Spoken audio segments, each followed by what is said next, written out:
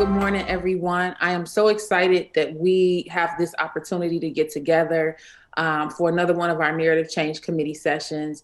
And just to give a little backstory for those who aren't familiar with the Narrative Change Committee, the Narrative Change Committee is held underneath the MBK Chicago Alliance, as well as with the partnership with Public Narrative. I'm Jamira Alexander, the President and Executive Director of Public Narrative. And less than a year ago, we came together with Thrive Chicago to really ideate what a Narrative Change Committee would look like. In forming this committee, we were very intentional about the folks we invited to be a part of this, simply because of their connection to community and their deep commitment to storytelling and really identifying how we can change the narrative for boys and young men of color in Chicago and allow for Chicago, of course, to be a model of what's possible across the country. So in doing so, we invited some very, very esteemed people to join us for a conversation, of course, back in November to talk about the way that Black and brown men were represented in the media. And we were really excited to learn a lot of things from them as far as how we change those narratives, you know, a lot of what is required of newsrooms in order to make that happen. But before I go any further, I want to, of course, introduce the folks who are a part of the Narrative Change Committee. And I'm just going to ask you all to popcorn to each other. So I'm going to start with Ms. Brenda. Good morning, everyone. My name is Brenda Williams. I am the president of Russell Williams Group, which is a brand consulting agency, and also the founder and creator of My GPS, which stands for My Guided Personal Story. And our focus in that work is to help young people aged 16 to 24 really understand that their power is their story, and to be able to articulate it authentically and with confidence, and understand that while skills are extremely important, your story is really what sets you apart from everyone else.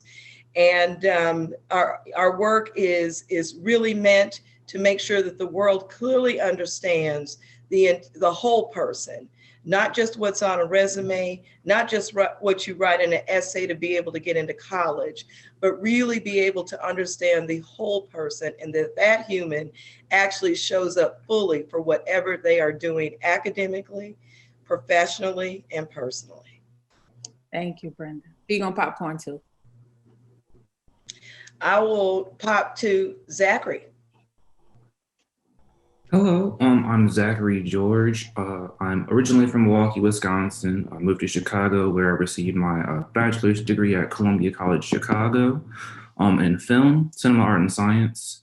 I'm now a graduate student studying remotely at Columbia as well in regards to civic media or media for social justice. And I'm working on my practicum in regards to media representation or groups and people of color who have been misrepresented in the media. And that's what I am passionate about, and I would like to convey to the public and encode my messages with that statement and sentiment in order to represent others within the media. Thanks, Zachary. Who you popcorning to? I shall popcorn to Miss Erica Bell. Hi, my name is Erica Bell. I am the office coordinator for Public Narrative. I've had the privilege to join these conversations and to really get a better understanding, as well as add some insight to this conversation around boys and young men of color. And I'm really happy to be here today. And who you going to, Erica? I'm gonna popcorn to Shelby. Hi, I'm Shelby. I am an intern at Public Narrative since I believe we started in October. I go to Adler University in downtown Chicago, and I'm getting my master's in art therapy. And when Jamira was kind of introducing us to Public Narrative and the different sectors, public education really stuck out to me. I've worked in education for a couple years, and that's kind of where like my heart lies with working with young people. And, you know, I've seen the different just barriers that young people have, you know, in the education system. And I want to work to change that. So I'm happy to be here and to listen to all of you and all of your different perspectives. And I'll pass it to Blair. Hello, my name is Blair Jackson, or I refer to myself as Blair I. Jackson. I am a director, and I am a sophomore at Public College Prep. Joined Public Narrative MBK, I think around June or July. And basically, my goal when it comes to directing is basically to expose the youth to certain things, as well as show my creativity. I do have a series called Lesson Learned, which will be published on April 20th. You can find on YouTube at 4417 Creations. Glad to be All right. Brandon? Hey everybody, Brandon Pope here. I'm a reporter and anchor at CW26 and WCIU. You can catch me on the Jam evening show at 6 p.m. I'm also a passionate member of the National Association of Black Journalists, both nationally and locally. I'm the current VP of broadcast, and I joined MBK and Public Narrative with the goal of highlighting our narratives and highlighting people of color, especially youth of color, and the stories that really shine a light on the good things they're doing. Really, narratives are really what change lives. And I think that's the work that we're really involved in here. So happy to be a part of it, and let's continue to fight. Awesome. Thanks, Brandon. Thanks, everyone. You know, I recognize, and I'm sure you all do too, as committee members, recognize that a lot of what we're talking about doing is not done overnight. A lot of these issues we've inherited, and we found a way to overcome a lot of challenges. And as I listen to each of you and in working with you, I know that a lot of your work, it results in what you've seen, and it results in what you've seen and know is possible. So I really appreciate you all bringing that to this space. I have to just kind of say, and for those who don't know, that the efforts of MBK Chicago really started in looking at how to change that male educator pipeline among Black and brown men. And in looking at that, there's a complete plan, and we can include the link in the chat, but there's a complete plan around how to do that. But as we were talking about earlier, back in November when we held that panel, around media representation, Chris Goins, the MBK Impact Leader, and I began to talk about, what's next for this alliance. And so among our committee, we talked, of course, about how do we engage media makers here in Chicago around telling our stories, and really in the process of developing a strategy that would allow us to dig deeper in that area and to see it manifest itself. So I'm gonna stop talking right now because I wanna show you all a video. I don't know if you've seen this commercial, but this will really be like what our conversation will be centered around as it relates to the way that men are viewed or particularly Black men are viewed in media.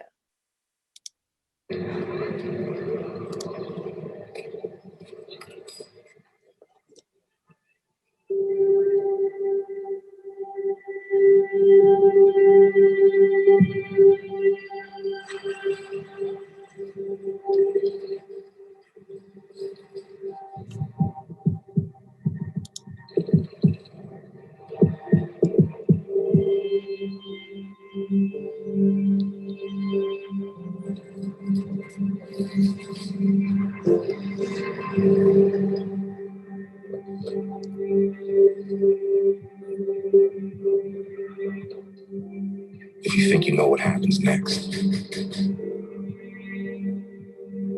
ask yourself why. These are the Black stories we've been shown. A narrow view that limits our understanding.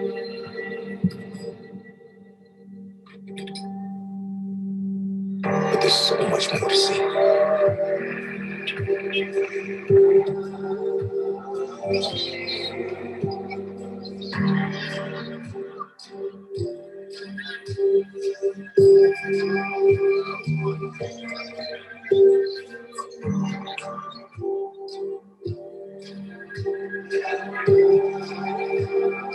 The full picture of Black life.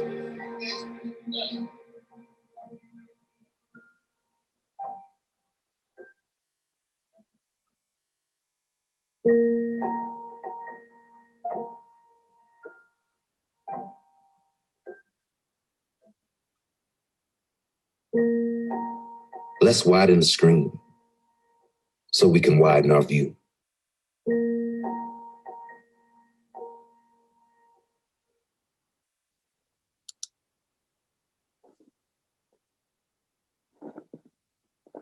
Thoughts? OMG, right? Oh my God. I know exactly where my mind went when I saw the initial images, right? And I think they said it best. Let's widen the screen. You need to see the full spectrum, because those same images could come up in any culture. Same images could come up in any culture, but if you don't see a people holistically, or you just portray them in a specific light, that's what the world view is of them. I know many of us have even traveled, and I've gone places, and the impressions of, just Chicago itself. Oh, you're from the Capone City. You mean Al Capone? Like in way back when? I'm like, Chicago is so much more than Al Capone. But that's their view, that the image that they have portrayed. So imagine if they only show people of color in a specific way negatively, as if they are a burden to society as opposed to a contributor. And so I immediately, my eyes teared up, because I said, oh my God. And I know exactly what we were thinking, like, oh my God, single mother, or they about to try and rob somebody. You hear what I'm saying? And we as Black people do that to ourselves, by the way. Okay, let's not just talk about others doing it. We do it to our own selves.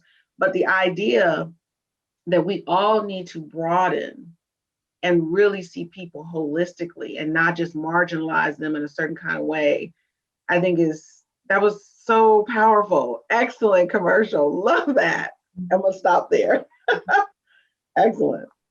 I think it's extremely relatable in terms of, just as a Black man, I feel like oftentimes the screen isn't widened when you look at me, right?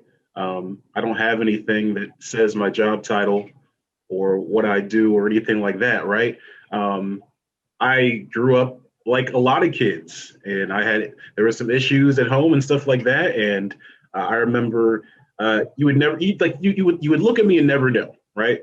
Like I shoplifted as a kid. I had some run-ins with the law, stuff like that. But that doesn't tell the whole story. You got to widen the frame and dig deeper, and also get to the root cause of some of this as well and address that.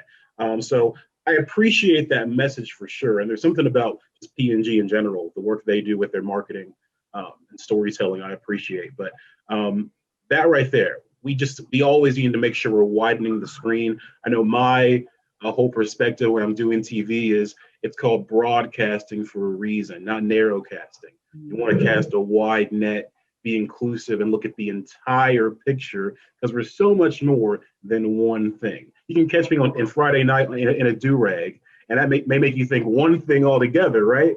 But that doesn't tell the whole story. So yeah, I really appreciate the message of that. That's right. So what I appreciate about it is not only offering up a broader lens to everyone, but also to ourselves, because we have to look inward. And we have to realize that sometimes we are swallowing and internalizing these bad images that have depicted us ourselves. And so for me, when it first opened up, the first thing I said, suspicion. I started going to the dark places, because that's what has been ingrained in me to understand and to believe. And of course, then I start getting a little hot under the collar, because I'm not liking where this is going, only to end up with a smile. But wouldn't it be interesting if we start from that place, as opposed to go to the other places? Because we have been, we've been taught to think of ourselves in not necessarily the most positive light. So that's number one. Number two, Brandon, to piggyback on what you said, Procter is, they're doing an extremely amazing job at trying to change narratives, not just for people of color, but for how women are depicted. You think about their Dove commercials and all of those other kinds of things. they came up with a great strategy for the Freedom Museum in Cincinnati for, really talking about slavery from, all walks of life. They've done a lot of really important work. And I think for businesses out there who might be listening to us, you need to understand that we are watching you and we are watching what it is that you put out there. And people are looking for allies in telling the right kinds of stories. And so from a business marketing perspective, this is a smart move for the company. And it tells you something about what they value. And that translates into, I think bigger impact and business for them as well. I'm going to echo, a similar sentiment as Ms. Williams. I want media to start from, the good part, instead of leading up to, starting from the darkest of places or like the assumed dark places, and then, expounding upon what it is that, people of color or misrepresented communities are, about, and, the community members, lives and their experiences. That's what I really am passionate about in regards to, my practicum, because I started my practicum in regards to diversifying media in whole, or like in total. And my director, he was like, you have to narrow your focus. So I really want to do something in this vein. And that's what my project is about, in regards to opening, the eyes of the public and the media in regards to the messages that our minds have been cultivated to think, in these dark areas, or just these tropes that we see in the media, or like film, TV, music, and so on and so forth. I want to get, people who may have an oppositional view of change or this certain sentiment, and, make them negotiated thinkers. And, as I was saying a little earlier, encode the messages that I want to put in place in regards to my project and my later work, and, help them see that, that they can change as well. And I also published a children's book because, when I was younger, I didn't see too many people of color within that realm. Like my favorite authors were like Walter Dean Myers, Saul Williams, etc. But they weren't like characters of color, back then. I was born in the early 90s and, raised until now. But that's why I took that upon myself and wanted to, bring that to light to help us, deconstruct and debunk those things. Mm-hmm. Thank you. Thank you. Blair or Shelby?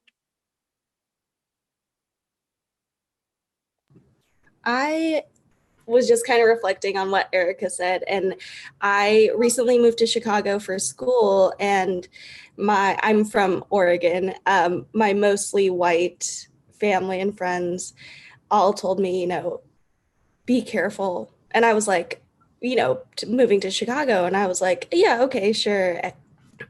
And like, it just kind of hit me like recently what they kind of meant by that. And I was like, yeah, it's just, I don't know. Yeah. And same like what Zachary was just saying, like it was hard seeing me, I'm Asian, and seeing me in the media, whenever I saw an Asian character, I'd be like, oh yeah, that's, someone who looks like me.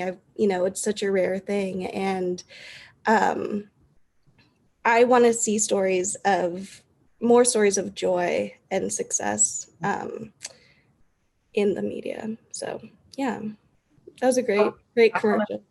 I want to come back to that, Shelby, after we hear from Blair.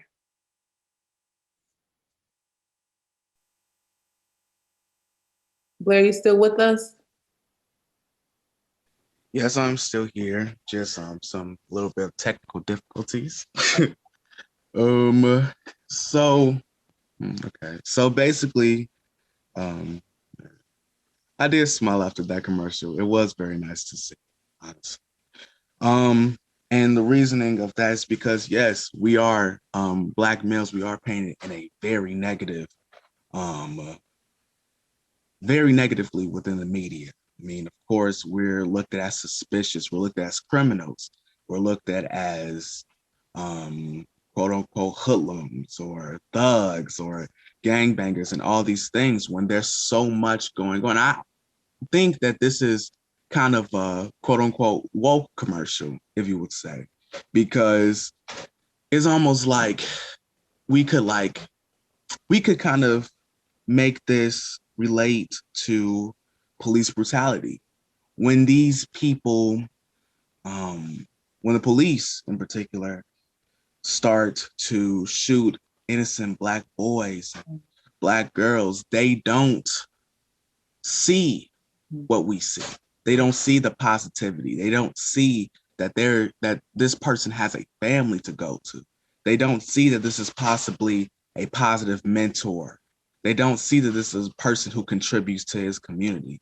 They don't see that greatness. They don't see that. So to see this was very nice as a Black person, knowing this already, but other races, almost an eye opener for those who have painted us negatively. And honestly, it was a nice commercial to see. I haven't really seen anything like that, and I try to spread that in my art as soon as possible or as much as I can. So honestly, it was nice to see. Yeah. I have to say, when it opened up, I watched it last night. And when it opened up, I immediately thought Menace to Society. It reminded me of the scene in the store. And watching it unfold, it just filled my heart with so much joy. Like, finally, somebody somewhere is listening, to recognize that simply putting out a statement, simply donating, or whatever the case, like, there has to be a complete package. So, the marketing powers that be, the executive leaders that be, they're listening, they're paying attention. And to see that, I want to be careful to not label it as what we've seen before, because really, I don't think I've ever seen anything as powerful to have made such a powerful statement. And certainly during this time where, like Derek Chauvin on trial, like right here, right now, opening statements happening today, like in all these things that we're challenged with processing. And this is why I want to come back to Shelby's statement, particularly about joy. We had an event on Saturday, and one of the participants in the event made mention of wanting to focus on Black joy as a form of resistance. And I hear that loud and clear, and also recognize that there's a lot of context that has to be, unpacked for people. But I recognize that we, as the ones who live it every day, don't have to be the ones to do the unpacking. It's like putting those messages, putting those things in the forefront for people to understand and really grasp, and then identify for themselves what they can do in their respective places of authority and spheres of life. So what are you all's thoughts about that? And not just Black joy, but even as we've seen with the shooting in ATL, Asian joy, just joy, period, across the board. Like, how do you all see joy as a form of resistance? I see it as a form of resistance because in regards to the media, we see a lot of trauma in regards to people of color and others as well, not just Black people or African Americans, meaning our Asian brothers and sisters, our, Hispanic brothers and sisters, but just trauma, So if we're seeing joy, that's our form of opposition to the trauma that we've been experiencing. We're letting, the world know that you cannot oppress us in regards to keeping us in this exhausted state of, sadness and despair in regards to the things that we're seeing in the media, like the cultivation, that, 24-hour cycle of just bad news, and not just bad news as in, bad reporting or anything like that, but bad news as in like unfortunate circumstances, violence and things of that nature. So, I'd see that as, us being joyful, happy, and celebrating ourselves and each other as, resisting the negative status quo, if that makes sense. So I guess I have a question. I don't really have a thought on this, but, unfortunately, the negativity and the trauma and the drama is what sells papers, is what gets looks, it's what people have become interested in. And so my question is, of course, we want to celebrate Black joy. And I'm thinking about it from a media perspective in terms of what does that do in terms of the job people have to do, where ratings and, you know, all of those kinds of things make such a big difference. And we as a society have become, I don't know, like we're addicted to it. We're addicted to the stuff that's not so good. So while I see it as certainly a form of personal resistance, so absolutely, I'm wondering how you scale it and how you make it something that is really going to be able to make the kind of impact, because it goes against all that sells right now. It's a question. I got some thoughts, but anybody else have any thoughts on that question? Well, I think you could take it when it comes to like how we eat, right? We're so used to eating junk food that when you get healthy food, you kind of like, well, it doesn't taste good to me. And you almost have to wean yourself off of the junk onto the good food. And if you go through like a 5-day cleanse, if you call it that, where you don't, maybe even 10 days, where you're not eating the junk and all that. I don't know if anybody's ever experienced that, but after you come off that 10-day and you go back to like that Snickers or that peanut M&Ms, they don't even taste good. It's like you don't even have an appetite for it anymore. Body doesn't respond the same. It doesn't, but you realize how the taste wasn't what you thought it was. It was just an addiction. And so I think that a part of what we have to do as changing the narrative is really work on healthy habits around narratives as it pertains to all people, not just people of color. But I think if we can start weaving that into, and we can start balancing that out so people have an appetite for healthy, positive news that's uplifting and encouraging people, because every community is going through something, right? Every community is dealing with challenges. And I think if we can, at the base beginning, understand that we are all human, that we are all here together. There are differences among us, but we must at least understand and come to the agreement that we are all humans. And if you don't see me as a human being, if you don't see me as a person who, that's a challenge. If we can't define things correctly, we don't have a base definition of what a human is or a person is, because, you know, you think about slavery, we weren't considered people, we were considered property. So they had to change that narrative, that definition. So you think about the definitions, and then you think about creating those healthy environments for people to have an appetite for and to not tolerate this negative images that can be put out there. I mean, but that's, you know, like you said, this is a marathon work, right? This is not a 100-meter dash work. Yeah. And it takes time. And this is an inner work with each one of us. This is not, I mean, all these outer things can influence us, but each individual person, I don't care the most militant or the most racist or wherever you fall on that spectrum, until we decide one thought at a time, one decision at a time, that I'm no longer going to feed into these negative things that impact our society in such a way that it tears us down as opposed to lifting us up. And understanding that there's plenty of room for everybody and everything that you want to do. There is no lack, there is no limitation. But I think we put that out there, which creates fear, creates this, oh, I gotta, you know, it feeds into that. So we have to stop feeding that.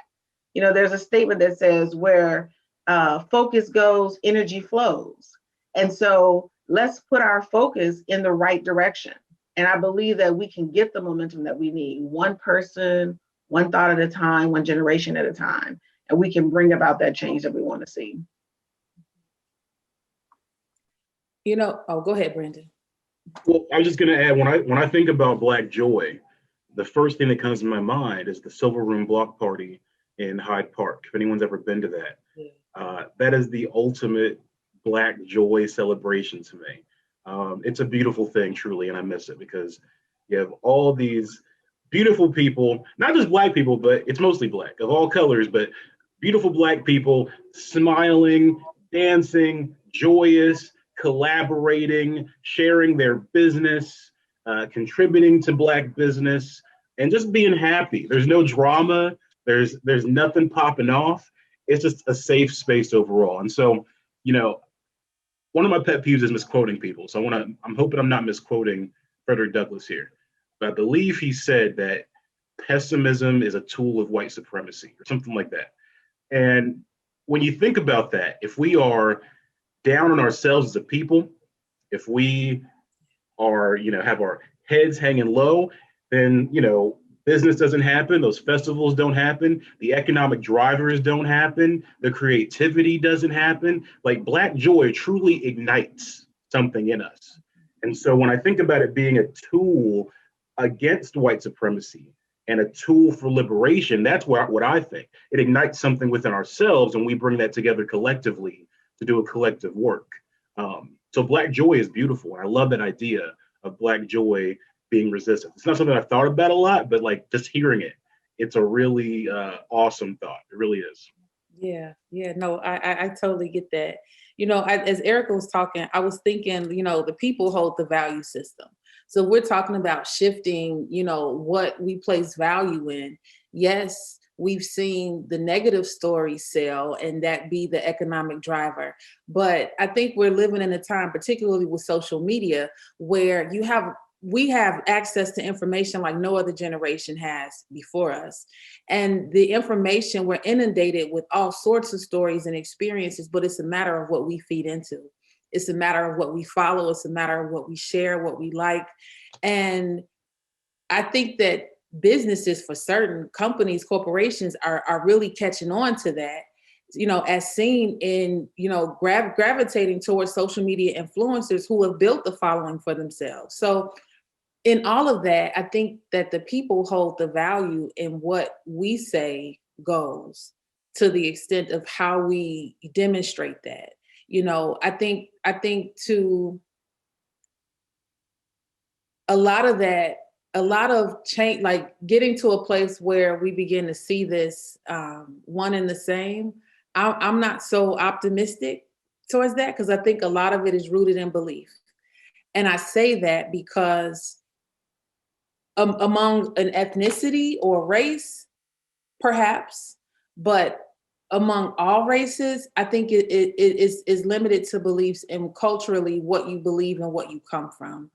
And I think we really need those, I don't want to say advocates is not the word, but I think we need those accomplices and those allies who then are really about, and they understand, not even just being about it, they understand like, what the whole goal and intention of something is, and that it's not simply a marketing campaign or it's not simply for advertising purposes, but this actually has an impact on people's lives. So I think that, the P&G commercial is a step in, definitely a step in the right direction. But I think that there's a lot of momentum to be built around that kind of storytelling from that stage. And, I hate to bring this up, but we've seen several missed opportunities, and the one that I'm thinking of primarily is like all the whole fallout with the NFL. With Colin Kaepernick, like we've seen missed opportunities where folks have had stages where they could, really get behind a cause and do something with it, but a lot of times because people don't believe that there's liberation for us all in supporting Black and brown people, then what am I in danger of losing if I sign on to this? Not realizing that, you may not be in danger of losing anything. In fact, it could be the very thing that, sets a new trend that ultimately becomes a new way of life for many people, to include the people that you immediately influence. So I think it's important to realize that, like, even as things are scaled and reputations are built, and businesses are cultivated and communities are ultimately impacted by all of these things, I think it's important to not minimize the impact of the platform, the impact of the influence. And I think that corporations, of course, have tapped into that for sure. But I think that we as people are tapping into our ability to leverage and scale what we know in order to come in and make, sustainable change. So my next, anybody else want to add anything to that before I get to my next question? So I am not a lover of statements. And I've had this conversation with my team, time and again, particularly after something major happens.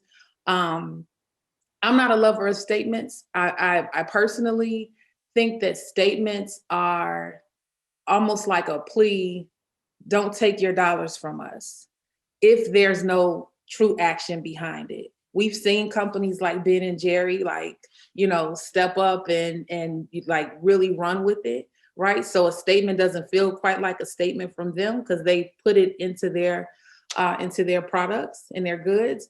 But not everyone that releases a statement has that direct impact connected back. So I'm interested in you all's perspectives on statements, like when travesties happen in the country and folks began releasing statements of all the folks that they stand with.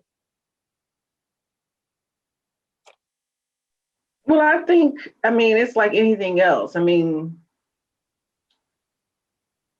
if you're going to be about it, right? It can't just be in word, it must be in deed as well. And I think, there's this sentiment, this wave that's out here right now of, equality and inclusion. And as I look historically over the cycles that we kind of repeat over time, I ask myself, how different will this time be, right? And we've made changes and there's, we've progressed and things have moved, but you do get tired of kind of historically hearing some of the same cycles. I think about John Lewis, and they had words of him when he was on the Pettus Bridge back in the 60s, having this statement. And it's literally, he needs to say those same words today. It's insane that we keep having these same revolutions. And it's kind of like, why can't we ever just get over the hurdle and keep going, right? We kind of have to still, it's like, we haven't quite gotten to the root of these issues, right? But when it comes to the whole statement piece, to me, the real testament is, let me see what your actions show, right? You can make these statements and hey, thank you for the money. But if it's platitude, if it's surface, if it's not really genuine locking arms, and I like the word of accomplices, because you're just as guilty as I am. You understand what I'm saying? You're in this as deeply as I am. That's what you're looking for. And, time will tell, right? Is this just a fad? Is this just a trend, or is this going to fade into the woodwork and people are going to go back to doing what they're doing? Hopefully not. I hope that the generations that are coming, that are yet coming forward, we talk about the younger people, our generation as well. Hopefully we will continue this momentum and that it won't just be words, but we will actually be able to show the proof, right? And the proof is in the pudding. The proof is in, okay, 2 years from now, 3 years from now, 5 years from now, what change have we really seen in terms of the narrative? What impact has really happened from all that has transpired over these last 12 months? That's where the real testament's going to be. And we only can wait and see, right? But hopefully as the leadership changes, right? As we continue to have newer leaders come in across the spectrum, right? At all levels of government, with corporations, et cetera, hopefully they're bringing their impassioned voice of change with them. And so we'll see over time. But I too am like, let me just see, let's wait and see. Because you don't know, right? You just don't know. I agree. Lately, I've been seeing the political atmosphere that we're living in. I'm becoming more of a believer of actions speak louder than words. I'm not necessarily a fan of statements also, because I feel that statements are just words. Words usually mean something when there's action applied to it. But now we're also living in a time where sometimes action doesn't mean a lot of things. Doing equality or being about equality has become a trend, and usually trends die. So since we know that, it's really hard to kind of be on either other, like, it's kind of hard to be on any side, honestly, when it comes to statements or not. So I kind of agree with Ms. Bell, everything. So, yeah. Thanks, Blair. Well, I kind of think that it's incumbent on us, each of us, to make hold on, my phone's ringing. Sorry about that.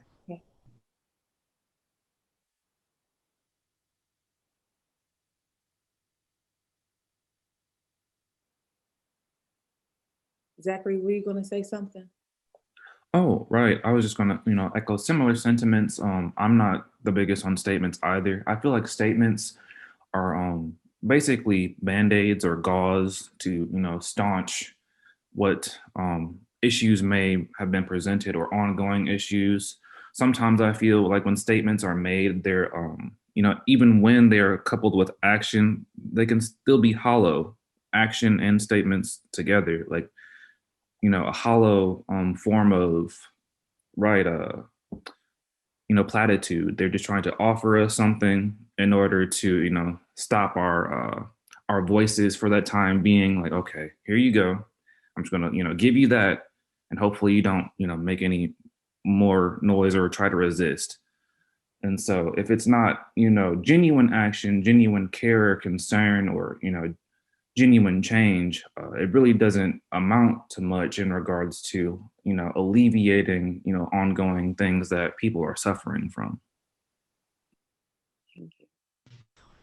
I was going to say that I believe that it's incumbent on each of us to make words mean something. I'm not going to say that I don't believe in statements. I think that people, companies, even as a parent, I make statements. I have to say stuff and say what it is that I am standing for. And I think it's incumbent on us to make that, though, mean something in action. Mm-hmm. To everybody's point, diversity, equality, and inclusion, those are the words of the day. Those are the words du jour. And in my work, a lot of corporations are going back and looking at their value statements now, because they realize, hey, wait a minute, it's got to be more than collaboration. We've forgotten some things since COVID and George Floyd and all of these other things.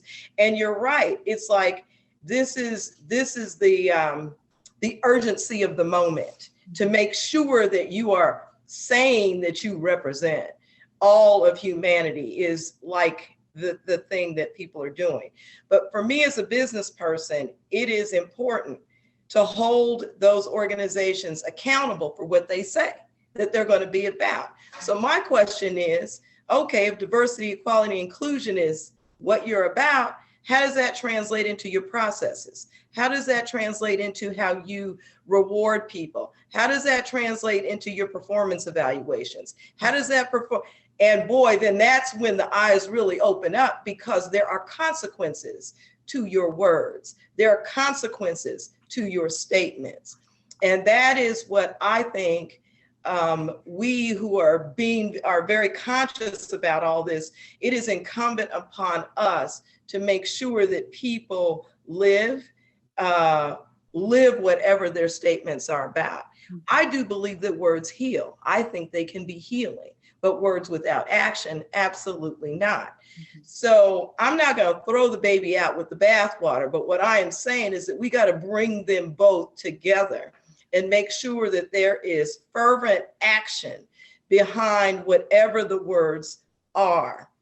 whatever is spoken, because at the end of the day, our speaking, our conversation, our statements is where this process of change begins. That's how I look at it. Yeah. No, that's very powerful, Brenda. Thank you for that. And it led me to really kind of balance it, right? So we're in the midst of cancel culture where if an organization is not really about, equality and inclusion, then oftentimes they're called out and then there are other consequences that they suffer. But how do we balance this where, say you have a company, like you said, they recognize, oh, we need to go back and reassess our value statement because there are some things we missed. But in that true acknowledgement, do they still, or even should they still fall subject to cancel culture when they've acknowledged that they haven't always done things appropriately? What are you all's thoughts on that? That's actually a very good question. I mean, honestly, in my opinion, if they're acknowledging that they haven't done the best, within the past, they're accepting responsibility that they need to change.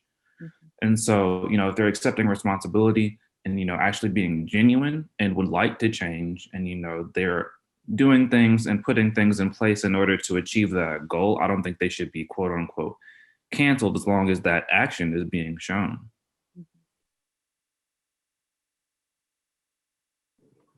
I like to call it accountability culture because that's really what it's about, is making sure that people are being held accountable. So I'm okay with people, having demands and expecting better of businesses that they frequent or brands or anything that they want to be a part of, because brands have voices, they have power. The biggest power they have is economic. They have hiring power. And if you can look at their roster for their board of directors, or even just look at their, how they pay their employees or different practices with that, you can see where their values truly lie. That's right. You're seeing a reckoning going on right now with Amazon and some other companies about how they treat their own employees. They're holding them accountable. I think that's great, not just for the country, but also for business. And I think it's great for overall leverage and raising wages and just everybody's economic freedom as well. Yeah. Go ahead, Brenda. I'm good. Okay. I love that about accountability culture. I do. I think that a lot more to shift in that direction, I think a lot more organizations and companies would focus more so on being more accountable. If the fear of the cancel culture was not there, I think that, it's not a matter of folks not wanting to do it. I think it might very well be that they can't afford a crisis, quite frankly, and not knowing what that fallout might look like. There's so much to take into account that in your risk management, it's just like, it may be better not to even address it. And that only continues to do additional harm. So, and sometimes some of the crises they run into can easily be resolved by just talking to a person of color. Like you see some of these brands, they tweet out something, they get in trouble for it. It's like, well, any Black person that works for you probably would have told you, not a good idea, but for some reason, exactly. So, some of this just comes down to the basics, right? Yeah. Hire a Black person, hire a person of color. When we're talking about the wave of hate against the AAPI community, like, do you have Asian voices in the room? Mm-hmm. If you don't, then you're not really doing what you need to be doing in the community, Exactly. It has everything to do with cultivating that environment. Even if you have Black people or people of color on your team, have you cultivated an environment where they feel safe to share, give their perspective without any threat of retaliation? And oftentimes that's not the case because we don't know how to cultivate those kind of environments. I once worked for this is when I lived on the East Coast. I once worked for an organization that you were frowned upon if you served the people you served like with compassion, and you were considered to have had a bleeding heart. And it's just like, well, how in the world you think I'm supposed to get the work done? These people got to open up to me. And if I don't show them compassion, I don't have access to their story. I have to treat them as a human being if I'm going to serve them and deliver, what we're called to deliver. So I think there's a lot of misunderstanding in the service industry, in a lot of instances. And I think we see that, unfold even as we see community policing go up in smoke often. There's a lot of, there's not a clear, we don't share a clear definition of what it's like to do our jobs well or conduct business and serve people. And we don't do that well. We don't do that well. And I think it all lies in the value system. I don't know if you all are familiar with the woman. Her name is Dr. Joy DeGruy. She has done a study on post-traumatic slave syndrome. And one of the elements of her study talks about axiology and really like how ethnically what we each gravitate towards. And so there's a quote that she makes mention of in her book about how the highest value lies in a relationship. And a lot of times, if, we as people of color, in many instances, all we've had have been relationships. And then being able to cultivate those relationships and see growth in those relationships have been what has helped to get us by, and with there being more for like white Americans, with there being more of a focus on time. And we don't have a whole lot of time to get this done. The value is not the same, amongst all of us. And I don't know that we ever get to that same wavelength, but I think that there has to be a respect for what one values over another. In other situations I've run into experiences where I had to really balance what's coming up right now. Is this a business indifference or is this a cultural indifference? And if it's the latter, then there's a whole nother way that I need to move. But if it's a business indifference, there's a whole nother way that I need to move and flow. And I think that we're each responsible for learning those ebbs and flows, but also like creating space for ourselves even.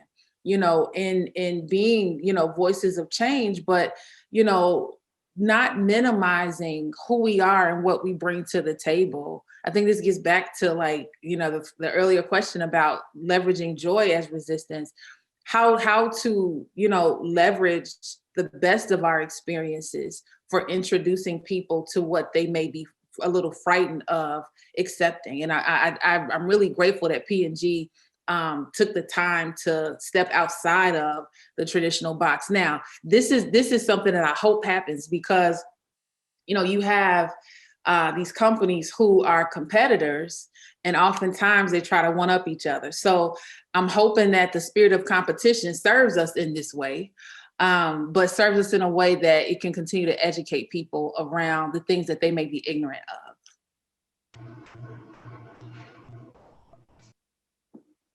Any final thoughts before we wrap up?